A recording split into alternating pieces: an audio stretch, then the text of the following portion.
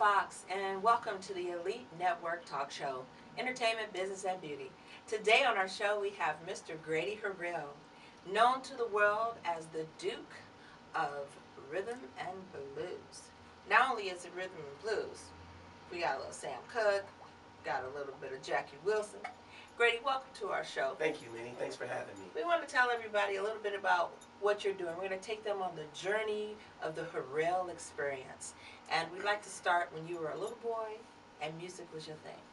Well, I got stung by the music bee when I was 8 years old. Ooh. And the first song I heard, I fell in love with it.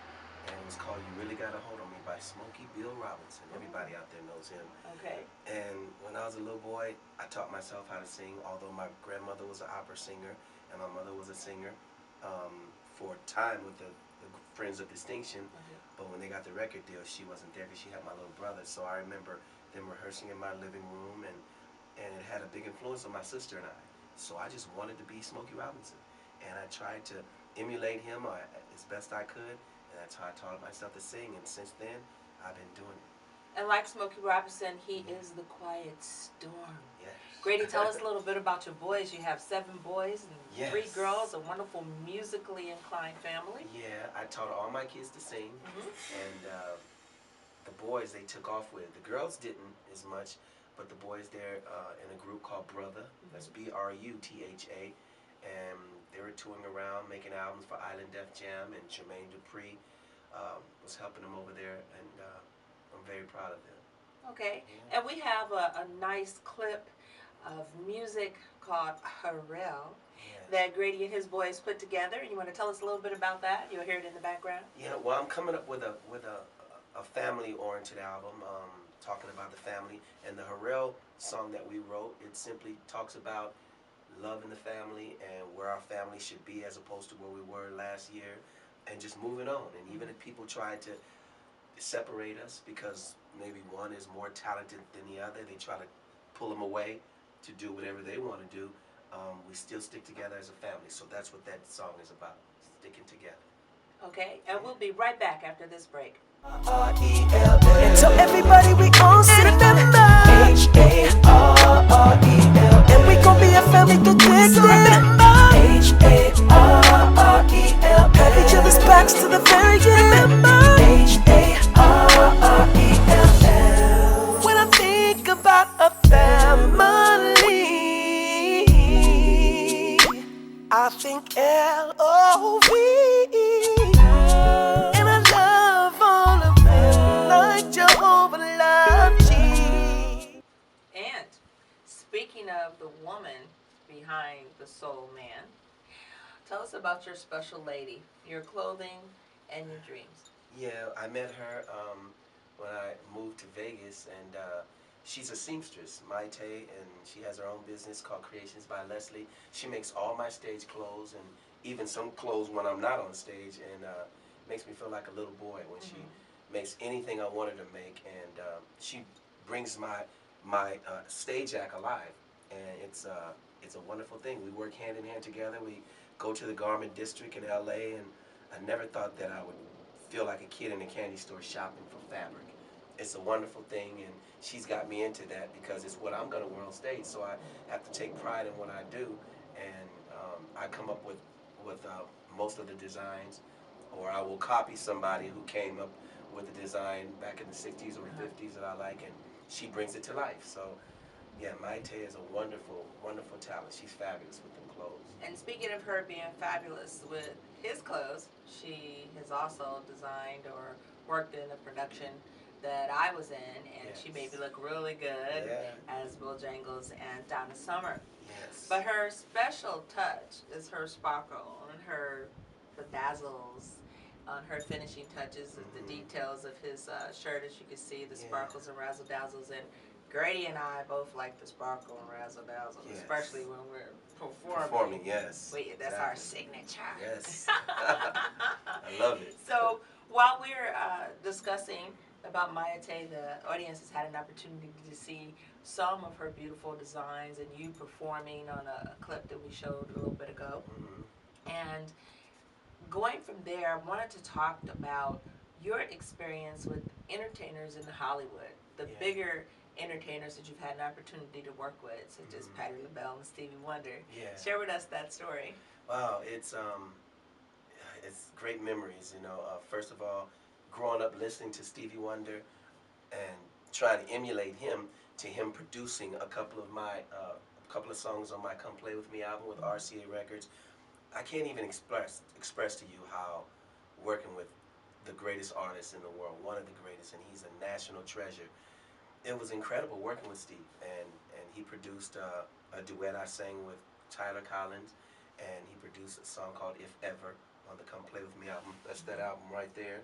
It's a wonderful tune, and just seeing him work all night in the studio, he has no concept of time. He'll come in and he'll have it all laid out for us, all the food we want to eat, and we'll eat first, and then he'll hit the piano about 2 o'clock in the morning, and he'll start laying all the tracks by himself. Just a one-man band. He'll lay the bass, the drums, the guitar on his keyboard, and then I'll just sit there watching him, and I'll fall asleep on the floor, and he'll wake me up at 4 or 5 o'clock in the morning, hit me on the head, of course, and he's like, "Get up and sing this," right? And I'm like, "Steve, how am I singing?" Literally, it's 5 o'clock in the morning, I'm sounding like this, right? And he went, and I try to get in the studio and sing. I sing you a song. I don't sound like that. I sing you a song. And he's like, "Come on out of here, youngster. Let me show you how to do it." And then he'll get in the studio and lay a reference track for me. And he sounds 5 o'clock in the morning, incredible. And so I learned from him singing on that track, and I'll go in the next night and sing it. But he was great. Patti LaBelle, it was wild being on the road with her for 8 months. And we both have a friend in common, her and I, Sammy McKinney. And so Sammy, I guess Patti was in the midst of replacing her background singers, and Sammy called me, and he said, "Hey Grady, I know you're looking for a job." So he calls her on three-way, and he's like, "Hey Patti, Miss Patti is, because you don't call her Patti, it's Miss Patti." Miss Patti, that's right. And "Hey, it's Grady and me on the other line." And he said, "Grady, sing something for Miss Patti." So I just started saying, "Hey pretty baby with the high heels on." And she right away said, "Grady, please come on the road with me." And what do you think I said? Of course. So we hit the ground running. We went overseas, and we went to Germany, Austria, London, Rome, so many places over there, Holland, where my sister Raquel lives. And people, they go crazy for Miss Patti, and she's taking her shoes off and laying down, rolling on the floor, and this is she's an OG. She started it, and just being one of her background singers was phenomenal. I love working with her. And my eye is like watering here from your story because, in my lifespan of entertainment, I've had an opportunity to work with both of them. Yeah. And actually, I didn't have an opportunity to work with Stevie, but I was, let's say, a kid in the candy store when I was introduced to him. No. A big, huge fan of Stevie Wonder's, and enjoyed a very, very special time celebrating his birthday. Yes. Patti His LaBelle. birthday is the day after mine. And tell everybody, when is your birthday? May 12th. And May Steve's is May 12th. 13th. That's right. Yes. We're all May babies. Yes.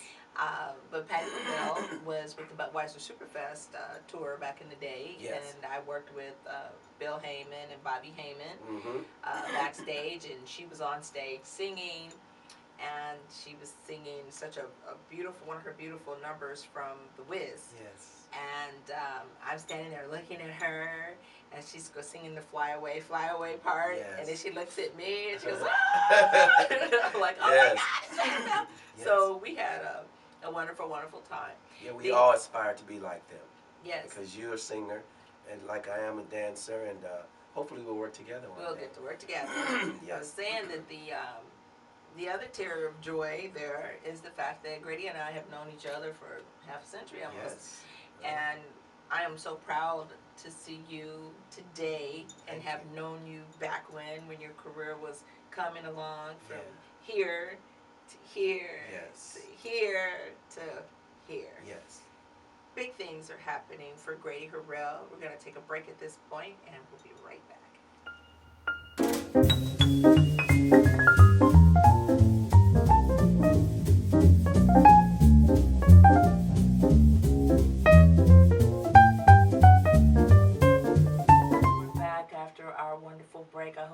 enjoyed that footage that you just saw of Grady. I had to actually put on Grady's And what part sunglasses. of the game is that? You can wear them, but I can't. I, You cold. I had to put them on so I could see what he's seeing because he always has them on. I don't know how he sees out of these. No, I'm kidding. They're fabulous. This is my old Grady Harrell. Lights, camera, action. Grady, it's been a pleasure speaking with you. Thank you. I really, really would like our listeners to know a little bit about your love for Sam Cooke and for Jackie Wilson, because we haven't gone into that yet. Yeah. And I do know that you are one of the unique performers that portray them, but you do it with your own flair and style. It's not like you're trying to be Sam Cooke and Jackie Wilson because there's only one of each. Yeah. But you have a certain charisma about how you present yourself as them, which is fabulously beautiful. And you'll be able to see some of Grady's footage on his website and on our website of you as each person. But let's first start with Sam Cooke. And there's a song that everybody knows by Sam Cooke that everybody sings, and everybody sings it a different way. But Grady has a nice little special bellow that he does with it. Can you give us that? Well, just I had a chance. It was a blessing to play Sam Cooke in a stage play back in the day, and that's when I really started getting into his music and to his gospel career before he went pop, you know. And so that one tune that you were talking about, I was born by the river. Is that the one? That's the one. In a little tent, and oh, just like the river, I've been running ever since.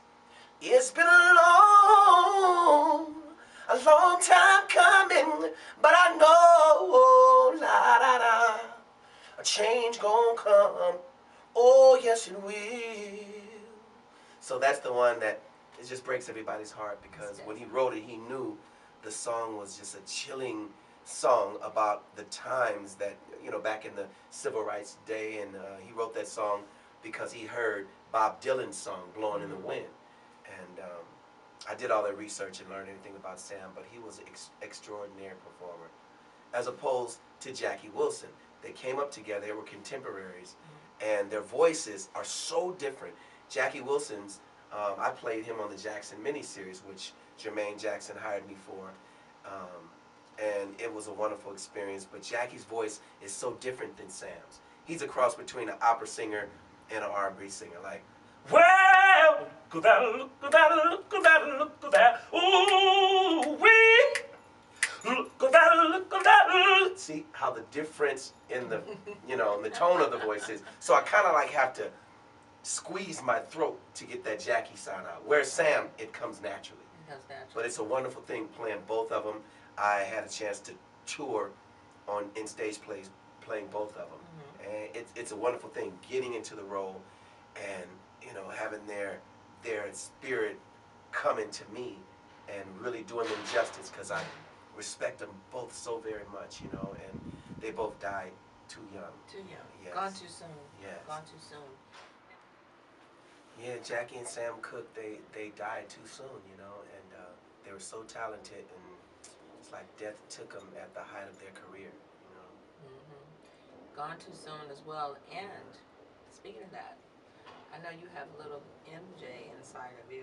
Yeah. Well, I think all singers who are really good singers take a little something from Michael Jackson. And me, you know, I was 8 years old when I started singing, so when he and his brothers first hit the world scene, I was, you know, I had been singing 4 years. And so, of course, I started emulating Mike, as everybody did at that time. Just like Michael emulated Jackie, and Michael emulated James Brown, and so many other great ones. So we all bite off of each other's style, you know. Okay. So Grady, we want to hear you do the he. Michael's that? You mean No, you don't want to hear me sorry. sing no Michael songs, just the he? Come on now. Can I just sing a little bit of Michael? Everybody's he sounds different. I But know, my they do, he yeah. is different. Yeah. Your he. Yeah, that's right. Okay. Yes. serenade us a little bit with a little Michael Jackson. Well, I'll sing one of my favorites, but it was when he was a little boy. It's called We've Been Together for such a long time. Now music and me. Music and me. You remember that one? I remember that Yeah, one. I love that song. I also remember being most people would turn you. He had so many You were hits. supposed to finish that. Because you hit the note. Yeah. Let's do that again. Then most people would turn you away.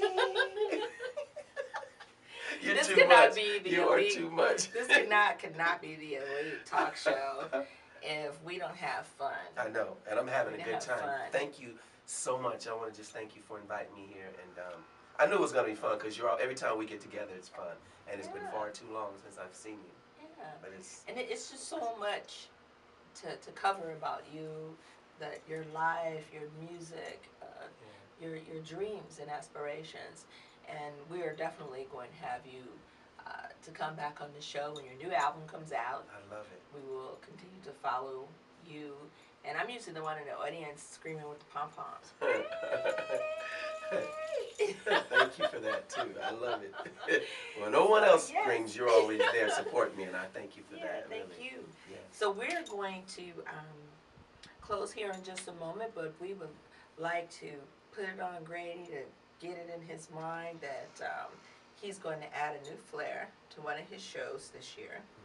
And he has a new gentleman that's singing with him. Tell us a little bit about him. Well, this cat grew up singing exactly like I did, and we've been wanting to sing together and do something special for years, and we finally got a chance to work together. His name is Debonair, and we're putting on this wonderful show. It's a tribute to two great artists, Jackie Wilson and James Brown, and we call it the Two J's. And so, and we even got a spot for you if you want to come on. Ooh, the Two J's and the Foxx. Yes. And Mike can do my Tina dress. How about that? that? That'll be great. So, we'll talk more about it, and we're looking forward to putting on shows all around the country, and we're working on it now, our choreography and the music charts and everything. So, Two J's coming to a city near you. Okay.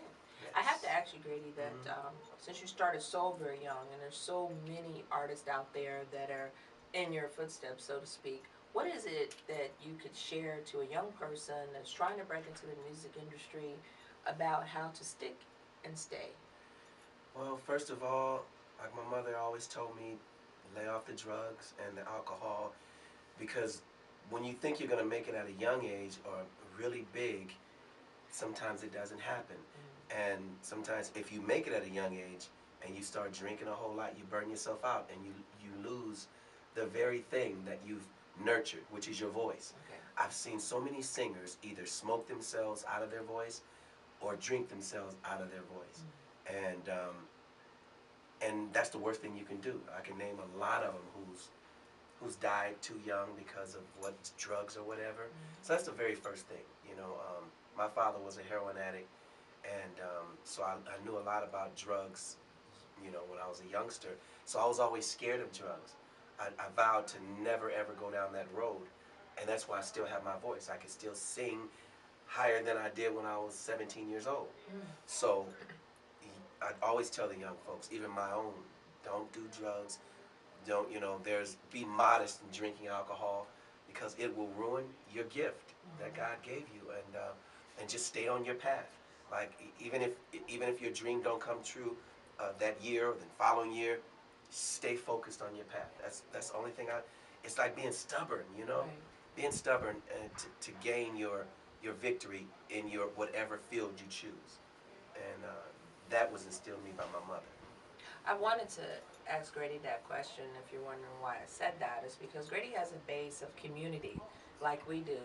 The Elite Network, Image Principal Studios, NJC Productions, which is my son's production company. We all have a standard base platform for community outreach and helping the young people to develop their gifts through performing arts. Right. because performing arts allows you to become Yeah. and be whomever. Yes, express yourself. Express yourself. Yeah. And I always tell a young person that there's nothing like having theater Yeah. as your foundation, because if you can master theater, you can do anything. Yes. You know, lights, camera, action, roll tape, Yeah. you can stop, cut, start over. But when you're in theater and you're on that stage, you Yeah. have to use your next senses. You have to use your intuition. That's If you right. messed up, if another person was speaking, you stepped on each other's lines, what do? Because you're in Yes. front of the audience. Yeah. So it keeps you sharp and it keeps you on your toes. And theater is very, very important. It really is for the kids, and I say music is too, because and a lot of schools are taking music out of the schools, and you know it's a known fact that if children start learning music at an early age, they're better at math, they're better at English, and all the subject in school. I was reading about that, and I don't know why so many schools they say because of funding are taking the musicianship out of the schools, and that's why we got a lot of dummies growing up.